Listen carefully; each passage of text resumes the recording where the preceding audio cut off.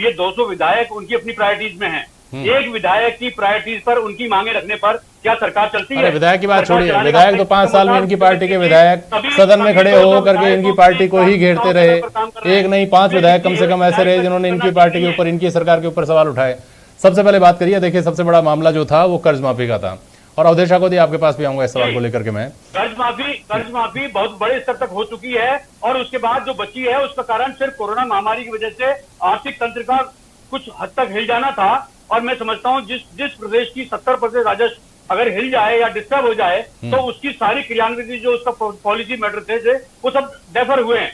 अगर 99,000 में से 7,000 पेमेंट करना यानी 7% काम है, सिर्फ 7% कर देगी। जैसे राजस्व की वसूली और राजस्व ठीक होगा, हम इस व्यवस्था को बिल्कुल लागू करेंगे। ठीक है, मुझे बताइए राकेश राठौड़, एक मिनट। और सबसे पहले प्रदेश के ठीक है प्रदीप जी, आता हूँ उनके आपके पास वापस। जीवन को बचाए रखना, उनके रोजगार धंधों को बचाए रखना सरकार की प्राथमिकता है, प्राथमिकता है। इसलिए सरकार को प्राथमिक स्तर पर जो आपातकालीन स्थिति आती है उससे निपटने की आवश्यकता होती है। जो सरकार का घोषणा पत्र है उसमें से 64% हमने पूरे कर दिए, 28 पे काम चल रहा है, और 8% जो उसकी सेंटर की स्कीम्स है उस पर चर्चा चल रही है। अवधेश राकोदिया जी, पहले आपसे पूछ लेता हूं, फिर राकेश राठौड़ से सवाल कर लूंगा। ये जो 2 चीजें ऐसी पिछले हाल के 4-5 वर्षों में ऐसी हुई जिनमें भारतीय जनता पार्टी की सरकार के दौरान सरकार लगातार ये कहती रही, पार्टी लगातार इस बात को डिफेंड ही करती रही आखिर तक। कांग्रेस हमलावर रही 2013 से 18 के बीच के आखिरी सालों में कि आपने 15 लाख नौकरियों का वादा किया था, और भाजपा इस बात को क्लैरिफाई करते रही, इस बात को क्लैरिफाई करने में पसीना बहाती रही कि नहीं, नौकरियों का वादा नहीं किया था, रोजगार का वादा किया था, किसी भी शक्ल में हो सकता है। 2019 में 2018 के अंत में जब कांग्रेस की सरकार आई, उसके बाद से ये तिलिस्म नहीं टूटा है कि ये जो कर्ज माफी थी ये संपूर्ण कर्ज माफी थी, या ये जो राष्ट्रीयकृत बैंक हैं उनकी कर्ज माफी थी, सहकारी बैंकों की कर्ज माफी थी, या निजी बैंकों की भी कर्ज माफी थी। राकेश राठौड़ अब जो 99,000 करोड़ का बता रही हैं वो सबकी सकल जो कर्ज माफी है उसका आंकड़ा आकर ठहरता है। ये सरकार इस बात को कई बार स्पष्ट कर चुकी है कि हमने सहकारी बैंक और जो राष्ट्रीयकृत बैंक हैं उनकी कर्ज माफी की बात की थी, जो हम कर चुके हैं या करीब करीब कर चुके हैं। मेरा सवाल आपसे ये है अवधेश राकोदिया जी कि ये बहस स्टूडियोज में भी हो गई, सोशल मीडिया पे भी हो गई, और विधानसभा के फ्लोर पर भी ये बहस हो चुकी है। उसके बाद भी ये नतीजे इन दोनों ही मामलों में नतीजे नहीं आ पाए। स्थिति वैसी ही है जैसे स्टार लगाकर कर दिया जाता है शर्तें लागू। अब समझ में आता है कि ये आइडिया जो है विज्ञापन वालों को, वो जो पार्टीज हैं उनके मैनिफेस्टो से ही उसकी गंगोत्री है, कहीं न कहीं से वहीं से निकला है ये। अवधेश राकोदिया बोलिए।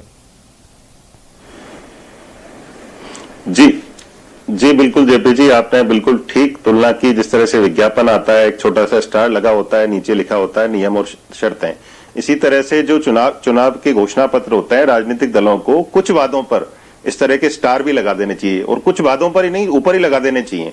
जैसे कांग्रेस ने पिछले साल चुनाव के समय जारी किया था जन घोषणा पत्र, तो उस पर स्टार लगा देते छोटा सा कि इसमें नियम और शर्तें लागू हैं। देखिए, राजनीतिक दल जितने भी हैं, इसमें कोई एक पर्टिकुलर एक दल शामिल नहीं है। राजनीतिक दल जितने भी हैं वो अपनी सहूलियत के हिसाब से सच गढ़ लेते हैं।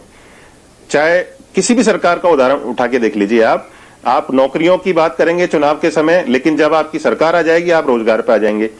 आप कर्ज माफी की बात करेंगे, लेकिन जब सरकार आ जाएगी तो आप उसमें जो सहकारी बैंक है, राष्ट्रीयकृत बैंक है, निजी बैंक है, इस तरह से उनमें आप अंतर करने लगेंगे।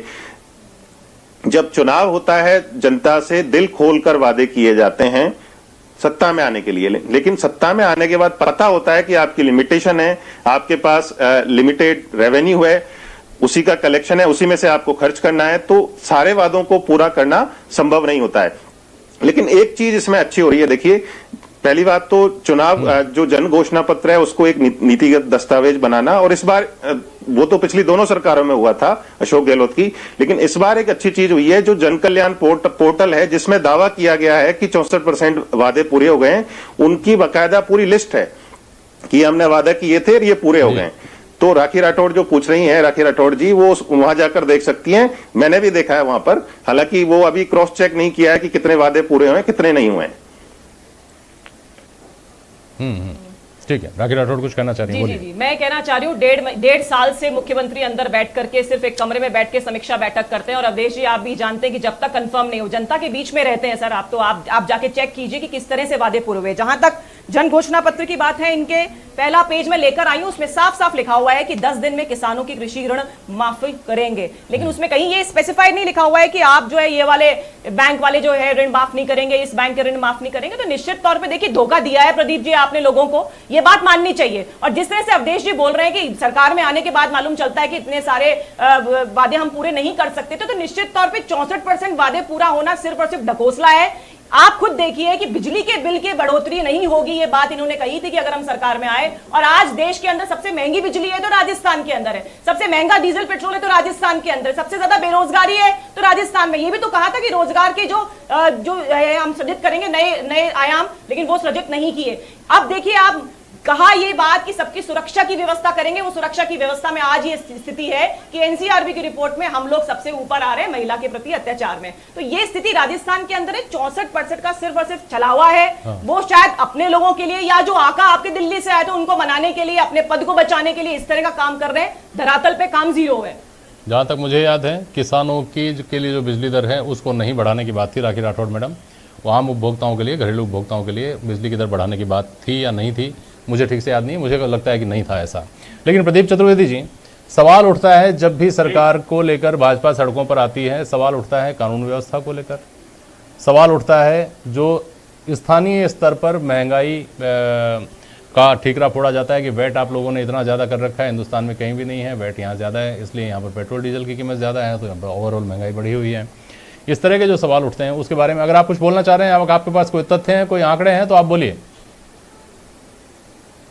देखिए शर्मा जी, जो बात आप कह रहे हैं, जैसे राखी जी ने भी कहा कि कमरे में बैठकर मुख्यमंत्री काम करते हैं, काम कमरों में ही होते हैं, मैदानों में नहीं होते हैं। अच्छा। और वो इक्विप्ड हैं। मैंने राखी जी की पार्टी के नेताओं ने किए हैं, पश्चिम बंगाल के चुनाव में करके दिखाया है, लाखों की भीड़ को संबोधित किया है, लाखों की भीड़ के बीच में गए हैं कोरोना की दूसरी लहर के बावजूद। कि आपका ये बचकाना बयान कि कमरे में बैठते हैं और निकलते नहीं है, निकलने से काम नहीं हो रहे हैं। मुख्यमंत्री